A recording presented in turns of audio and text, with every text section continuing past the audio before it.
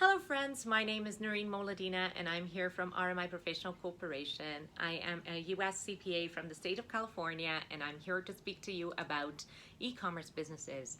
As COVID has changed our lives upside down, we are exploring more and more options to go in and buy online. Thus, e-commerce businesses has gained tons of popularity in the recent times. That being said, I'm here to discuss with you the issues that arise when we're trying to set up e-commerce businesses.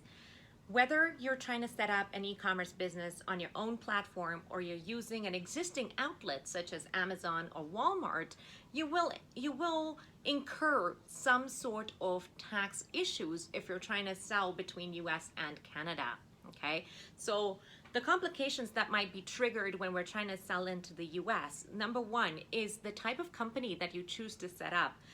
When you go to a US CPA or a CPA that is resident in the United States, the first company that they suggest is an LLC. An LLC is a great way for them to set up a corporation in the US. However, when you come into Canada, an LLC is not greatly looked upon because of the fact that we might incur double taxation from that standpoint. So they're not greatly looked upon. The other issue that we might have is state taxes.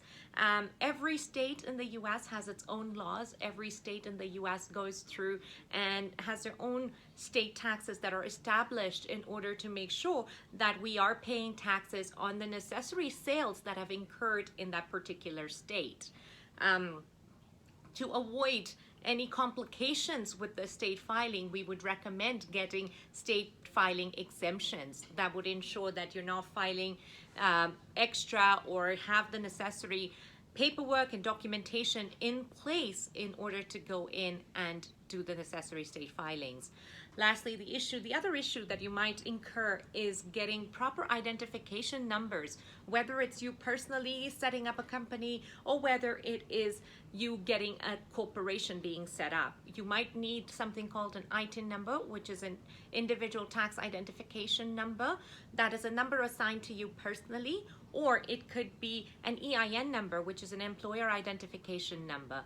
That number essentially is a representation of your corporation at that point.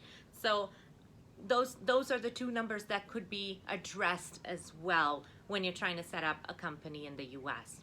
That being said, is there a lot of information in this video? Of course there is, because it involves US taxation and Canadian taxation and it's cross-border work. So it does include a lot of information. But not to worry, we're here to help you. We're here to take care of your American and Canadian tax needs and help you succeed and focus on what you do best, which is selling your business online, which is selling the products that you really like and you really care about online. Nonetheless, feel free to subscribe to our channel, comment below, ask questions. We're always here to answer your questions at any time. You can also give us a call at 403-457-4232, or you can simply Google us, RMI Professional Corporation. Thank you very much for taking the time to listening to us today, and we look forward to speaking with you soon.